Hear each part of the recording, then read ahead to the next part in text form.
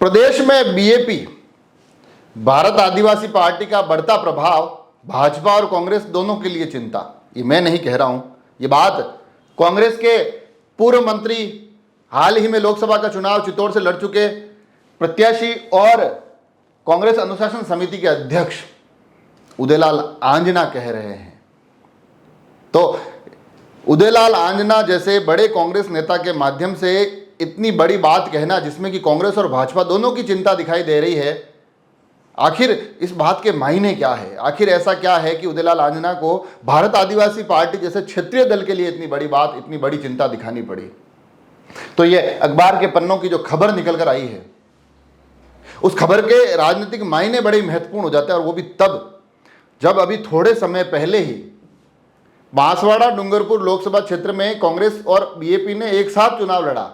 हालांकि उनका अधिकृत प्रत्याशी कांग्रेस का था, मगर कांग्रेस लगातार बीएपी के लिए प्रचार करती दिखाई दी, उसको जिताने की पूरी जद्दोजहद करती दिखाई दी, उनके बड़े नेता बीएपी के लिए प्रचार करते दिखाई दिए, और परिणाम भी इन तमाम कोशिशों के पक्ष में आया।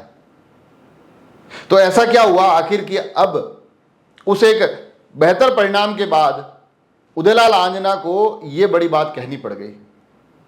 और अभी तो 84 का उपचुनाव बाकी है, जहां पर कहा जा रहा है कि क्या कांग्रेस और बीएपी पुनः गठबंधन में लड़ेगी, मगर उससे पहले चिंता बताना बीएपी को, आखिर इसके मायने क्या है, इसके मतलब क्या है? और साथ ही देखिए, आप कांग्रेस के नेता है, मगर इनको भाजपा की भी चिंता है। ये कह रहे हैं कि भारतीय जनता पार्टी के लिए भी चिंता का विषय है। और हालांकि ये जो पूरी बात निकल कर आई, ये चिंता का विषय इसलिए भी बनती है क्योंकि जो बीएपी का कोर वोट बैंक है, वो मूलतः अमूमन कांग्रेस का एक कोर वोट बैंक रहा है। हालांकि वहां बांसवाड़ा में हार भारतीय जनता पार्टी के हिस्से आई है, वहां पर विधानसभा में भी भारतीय जनता पार्टी का परफॉर्मेंस इतना बहुत बेहतरीन नहीं रहा है। उपचुनाव जो महेंद्रजीत सिंह मालवीय की सीट खाली होने पर हुआ, वहां पर भी भाजपा हारी है, वहां पर भी बीएपी के कैंडिडेट जीते हैं। तो भाजपा को पराजय तो देखनी पड़ रही है, मगर ये बात भी नहीं भूलनी चाहिए कि ये जो कोर वोट बैंक है, ये हमेशा से कांग्रेस का रहा है। तो अगर कांग्रेस का कोर वोट बैंक अब कांग्रेस को छोड़कर बीएपी के साथ जा रहा है, तो कहीं ना कहीं कांग्रेस के लिए चिंता का विषय हो जाता है। और उदयलाल आंजना कहते हैं तब इस बात के भी मायने निकलते हैं, क्योंकि वो जिस क्षेत्र से आते हैं, निम्बाहेड़ा, अगर उसके आसपास के एरिया को देखा जाए, चित्तौड़ के कुछ हिस्सों को देखा जाए, बड़ी सादरी के कुछ हिस्सों को देखा जाए, फिर अगर प्रतापगढ़ की तरफ बढ़ते हैं, फिर अगर हम उससे आगे जैसे जैसे बढ़ते जाते हैं वागड़ क्षेत्र में, तो वहाँ पर बीएपी का एक अच्छा खासा प्रभाव होता है। तो आगे आने वाले समय में ये बड़े नेताओं को अपने क्षेत्र में इस बढ़ते प्रभाव की चिंताएं होना स्वाभाविक है। हालांकि यहाँ थोड़े से वो उस वोट बैंक को ललचाते हुए भी दिखाई देते हैं, जब वो ये कहते हैं कि आदिवासियों का भला राष्ट्रीय दल ही कर सकते हैं, और आदिवासी आज जो इतने अग्रणी भूमिका निभा रहे हैं, जो क्षमताएं दिख रही है, कांग्रेस की देन है, क्योंकि कांग्रेस ने उनके उत्थान के लिए बहुत लंबे समय तक काम किया है। तो कहीं ना कहीं वो यह भी कह रहे हैं कि देखो भाई साहब, आपको जुड़ना तो एक न एक राष्ट्रीय दल से ही पड़ेगा, तभी आपकी बात को आप बड़ी मजबूती से रख पाएंगे। और राष्ट्रीय दल भी कौन सा? वो जिसके कारण आप में क्षमता विकसित हुई है, वो जिन्होंने आपके लिए सालों तक उत्थान का काम किया है। ये बात उदयलाल आंजना इशारों हम कह रहे हैं कि राष्ट्रीय दल से जुड़िए, और उसमें भी कांग्रेस से जुड़िए।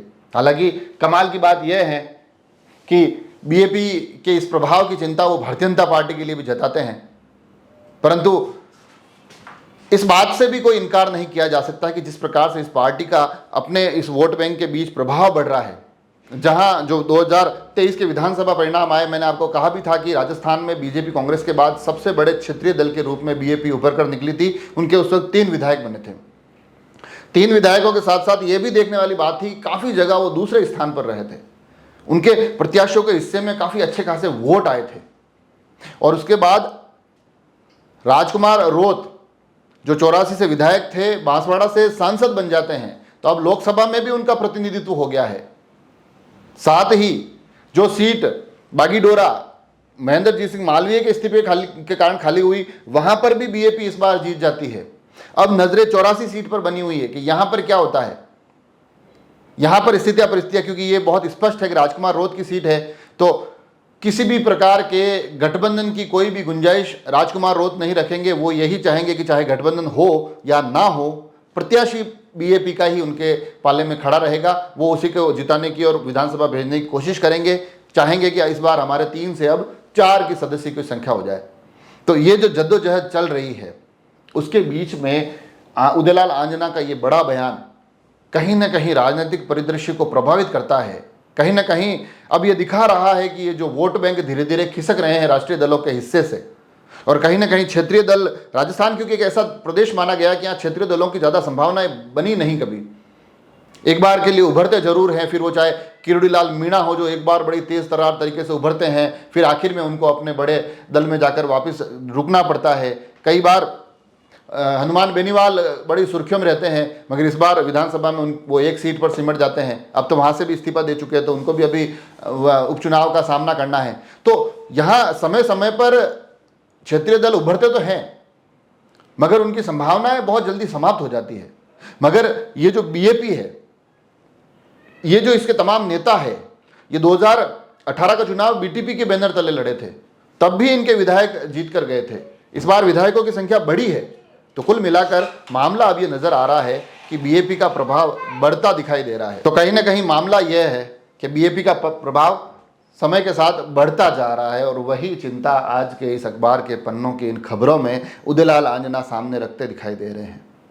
और एक महत्वपूर्ण बैठक थी पार्टी कार्यालय में, इस प्रकार का एक बड़ा बयान आगे की रणनीतियों को कितना प्रभावित करेगा, उनकी रणनीतियों में कितनी तब्दीली आएगी, ये देखने वाली बात होगी। सबसे ज़्यादा रोचक अगर कोई रण रहेगा फिर इस एक बयान के बाद, तो वो अब 84 का रहने वाला है। वहाँ पर देखा जाएगा कि कांग्रेस जो ये चिंता जता रही है, इस चिंता पर अपने आप को मजबूत करती दिखाई देती है, या फिर एक बार पुनः गठबंधन की तरफ बढ़ती नजर आएगी। कुल मिलाकर राजनीतिक माहौल में ये एक बड़ा बयान है, जिसके राजनीतिक मायने आगे आने वाले कुछ समय में हमको कांग्रेस पार्टी की तैयारियों के रूप में देखने को मिलेंगे। जुड़े रहे राजसमंद एक्सप्रेस से। धन्यवाद।